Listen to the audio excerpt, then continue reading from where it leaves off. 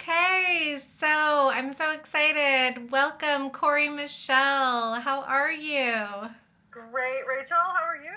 I'm so good too. Thank you for joining with me today. My pleasure. I want to share with people a little bit about how I know you because I love this story. Do you remember where we first met? Yes, it was at Burning Man. Yes. I love that. So fun. It was such a great time. I'll never forget that. And then I joined you in your 5-day. And that was so awesome. You're such a great facilitator. And that was when I had my first magic experience, really, I'd say, because I didn't feel like I could afford it. And I really was in a different money conversation then. And you kept asking me questions. What else is possible? What if you could create this with ease? And I ended up just going for it, and I put it on a credit card. And then not before the weekend was over, my mom called me up and was like, I've been thinking, and I wonder if you have any credit card debt, and I'm going to pay your cards. And the whole thing was just taken care of. And that was the first time I was like, whoa, what is up with asking questions? So you are an Access Consciousness Facilitator. You have created this crazy possible experiment, which has caught fire on Facebook. You also have a school of creation, and then you're like a magical unicorn trainer too, right? Yes, and all yes. Yes. Yeah. So, what do you call yourself, or how do you see yourself? What is it that you're up to? Well, it's interesting because I've always known that not always, I think since my early 20s, I've known that I was here for something else. I wasn't normal. I knew I wasn't normal from a very young age, but I knew when you get into your 20s and you're trying to figure out what you're supposed to do in life, right?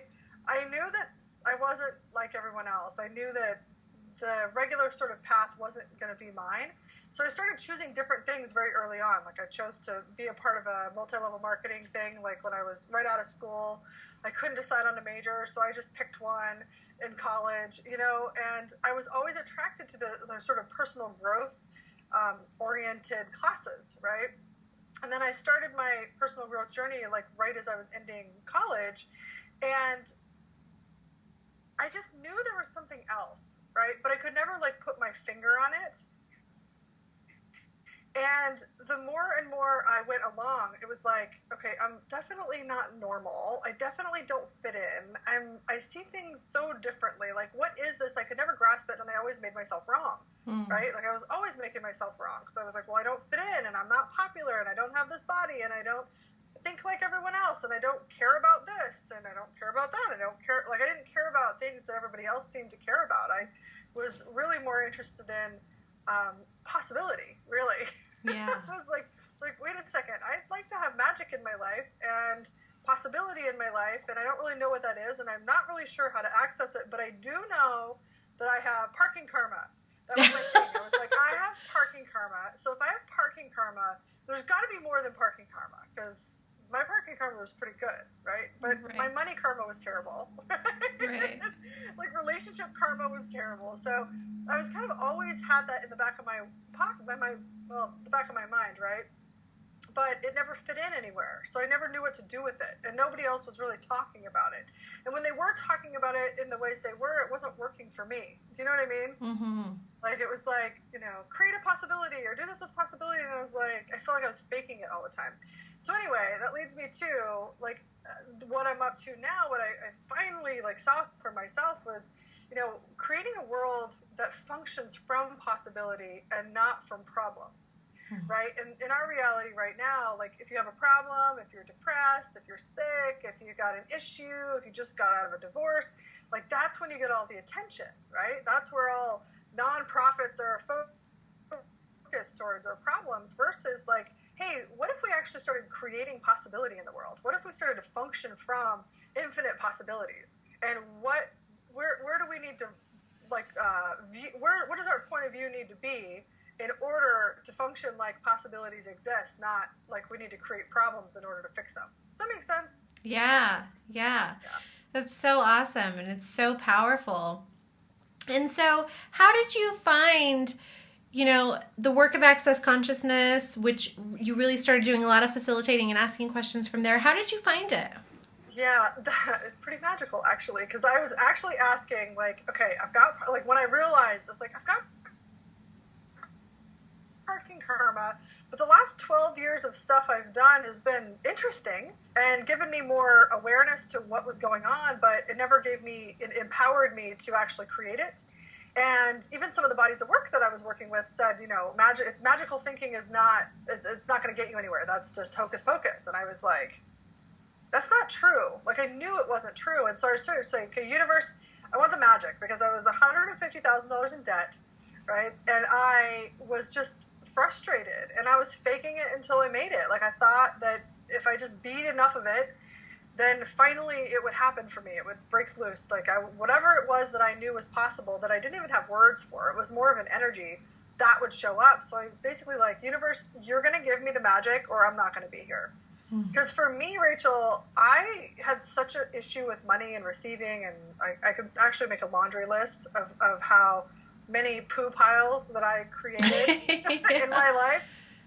Yeah, in all sorts of areas, right? And when I asked for the magic, it was like, I want magic in all my areas, specifically money, because if I have to go another 50 or potentially 80 years struggling with money, I'm like, I'm going to start over. Like, I don't want to do that. That does not sound fun to me. And 2 months later, I got introduced by 5 different people. Said, hey, there's this thing called Access Consciousness. Have you heard about it yet? And I was like, no, I'm not doing any more classes. And then the 5th one, I was like, wait a second. You guys are all talking about the same thing. I better start paying attention here. And I literally had a bar session, which is the Access Consciousness energy work, and then a clearing session, which is some of the tools that we use, and an issue with my mom, like, completely disappeared within a week. And if you're anything like me, I've spent thousands and thousands of dollars trying to fix my issues, and they were still there. But this, like, made it disappear. So that had me very interested. I started doing classes, and it was totally naturally, I started facilitating very quickly after I started taking classes. Yeah, you're so good at it. So I think it's like you were born for it, It was a hidden superpower that I uncovered. Yeah. I had no idea. Yeah. Thank you. So now you're welcome. So you've created this Facebook group called Crazy Possible Experiment, and you have like 7,000 people now. What is it about it? What do you think makes people so attracted? That's a great question. I think partially because it's simple. I deliver one experiment every week, and it's basically based on ask and you shall receive. Ask a question and receive. See what shows up. And changing your point of view in the space of asking a question of, hey, how does it get better? Or what would it take for more money to show up? Is something that people can play with without a lot of attachment, without a lot of story, without a lot of baggage. And they start to notice that things start showing up. Like, people have said over and over, I didn't believe it would work for me, and then I decided to ask a question, and then something different showed up. And so ask and receive works. It's a universal principle. So it was like, how can I actually engage people in a way, create a game, so to speak, so that people play with it and experiment with it in a way that they can start to acknowledge the difference it's making. So they're being different, and something different is showing up in their life. Well, that's an easy way to change your life, right? Right. So I think that's part of it. But then also I've created a space where people aren't judging each other, right? They're contributing to each other. And it's a really, as some people would say, safe place to ask a question, right? Yeah. People aren't like trying to get down your neck and try to coach you. And they're not trying to, say, oh, that's not possible. Like, anything is possible in this group, like anything. And so that creates a really yummy, juicy space of magic when you have, it's close to 7,000 people all in that space of, hey, I wonder what is possible today. Yeah, I love it. That's one thing I've always loved about you too, is because a lot of people do get into, and myself included, get into the heaviness, the story, the problem, it's complicated, and you just really bring this energy of like, hey, what if it's play? What if it's light? What if it's magical? What if it's easy? This different perspective. And I love it because right now I'm like really into this magical child space. I have a child growing in my body. And I just see so many people being so adult and so serious. And so I just love it because I think it really is simple. And you're right. People do want to play and they want to believe in magic and in possibility and something else. Because in our heart of hearts, I think we know that's true. There's something else possible. Yeah, and I think that there's a lot of people on the planet who are just craving that, and there's a lot of things out there for people to play with, and I always heard about play shops and inner child work, and none of that really resonated with me personally, but experimenting with my life, that for me was like, oh, if I just look at it like an experiment, that for me is play. That for me is like the juicy part, right? Where it's like, oh my gosh, let's have some fun with this. Because for everybody, things will resonate or things will land or you'll hear things differently in all sorts of different ways. And so this is just, I think, a totally different way that people haven't really experienced before. So it's kind of like, wait, what? I can experiment as my life instead of making it serious and trying to get it right and avoid being wrong and hopefully making some money one day and being happy and, having some other cool stuff in life. Right. Yeah. And you've really turned things around for yourself, right? You've created a lot of magic in a lot of different circumstances. Can you share with people who might be watching, what are some things that you've created? Oh my goodness. My life changes so fast now, and I am so not the same person that you met in Burning Man. I remember, what year was that, Rachel? 2009. 2009. Okay, because it was about 9 months later or so, six months later actually, that I stumbled upon Access Consciousness. And since then, I've literally let so many stories go, so many limitations go. And when you do that, you change. Everything about you changes.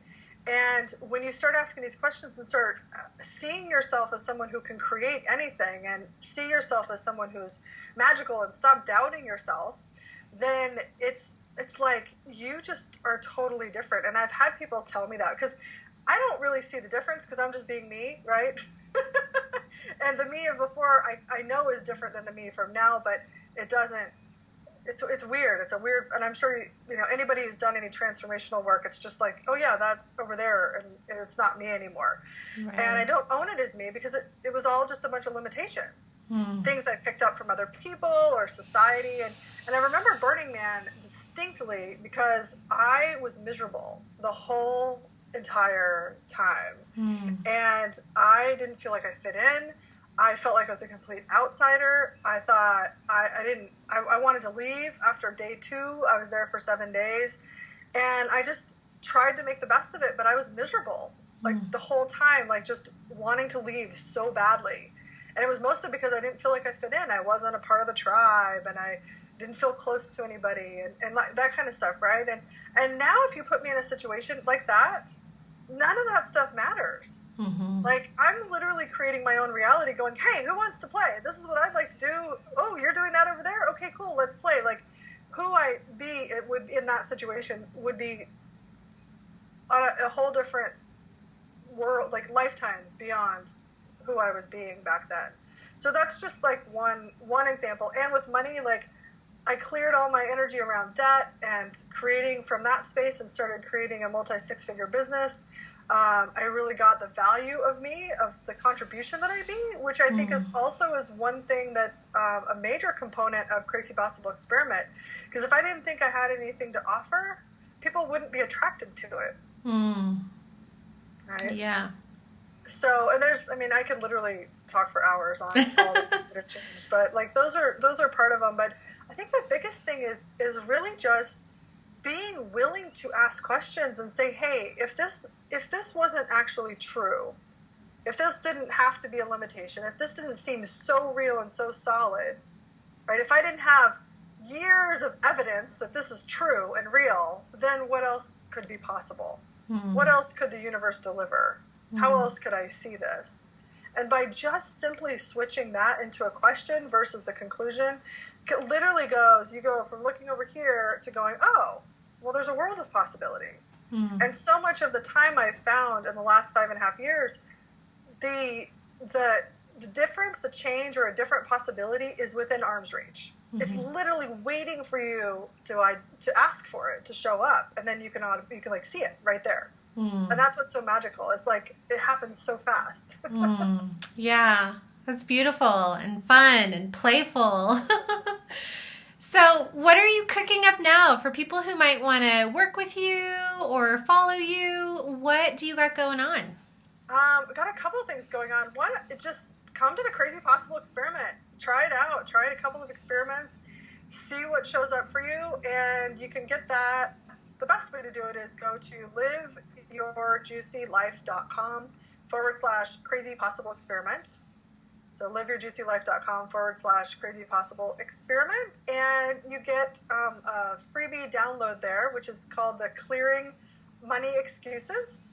So it's like everywhere we use money as an excuse not to create, not to go beyond, not to like tap into possibility, it clears that. We've had amazing, amazing shifts with that clearing loop. You listen to it at night. It's really cool. But you'll get that. There's instructions there. And I think that's probably the best thing to do. I've got a bunch of classes coming up. I've got a 2-day Crazy Possible Life live event here in San Diego and live streamed where I take you through an actual process that uncovers a bunch of places where we, as I would call us unicorns, the ones who believe in magic, stick ourselves. And when we unstick ourselves, then it's literally like you can have your, how do I do this? Like, oh, here we go. This is perfect. So if you're running, if you're not clear, we've got these different priorities that are everywhere. And what happens is it makes us like scattered like this. We're like all over the place. We're coming with, we don't have any like, how do I say this? I've got energy, but not really words. But there's like a clear path when we're clear. When we're not clear, we're like, oh, I know what it is. So you know the Grateful Dead, Rachel?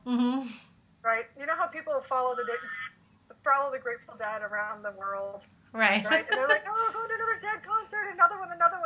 And then when they get done, they're like broke and they're exhausted. They're like, oh my God, that was the best 6 months of my life. Yeah. Right? Yeah. There's that kind of like creating life, right? Where you're just kind of all over the place, not really creating any momentum and not really creating the life you'd truly like to live. And then there's like this way where if you think of it like this, right? You are the magic wand. And then the universe organizes around you. So when you're clear and you kind of have some of these sort of common distractions out of your space, then you become such a clear energy that the universe literally starts organizing around you. So when you're doing it the other way and you're like following the dead around, following the Grateful Dead, then you're like chasing after stuff versus being this conduit for, I would like to have this, and I would like to have this, and what else is possible here? So it can form around you. Does that make sense? It totally makes sense. Absolutely. Okay.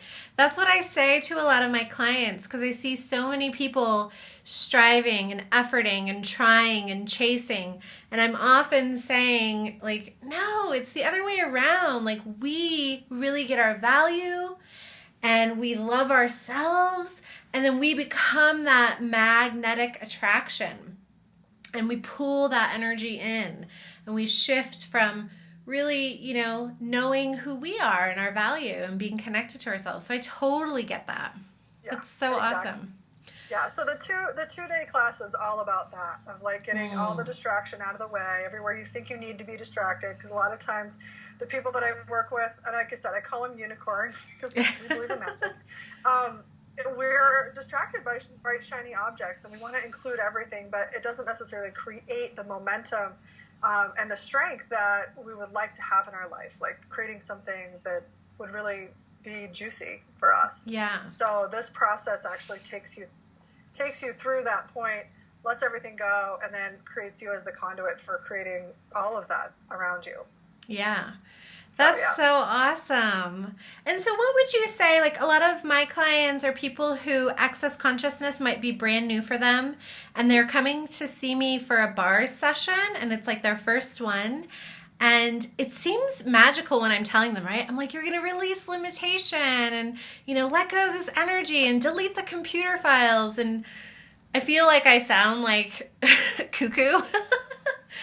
So what would you say for someone who's just finding these possibilities and this work? What would you say about the bars and what it does for you? Mm-hmm. So bars is awesome. Access bars, the points on your head, basically, like they're actually bars of energy that go from here to here, and they're literally clearing out files, like you said. One of the brain scientists, the neuroscientist that's studying bars right now, has said that what you actually are doing, brainwave wise, is creating more space for you to connect with consciousness.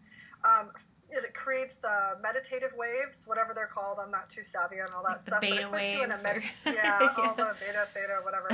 All those waves. It creates the ones you're wanting when you meditate, but it creates them faster. And then it actually, when your brain waves aren't hyperactive, like we are when we're stressed and we have a million things going on, when they're actually in a suppressed state, then they're slower. And what happens is those energetic patterns that you're holding on to that create your reality, like your matrix, they just start falling away. They literally start falling away. And so every point is related, every bar is related to an area of your life, like money, control. There's no control freaks out there, are there? Right. Control, creativity, peace, calmness, gratitude.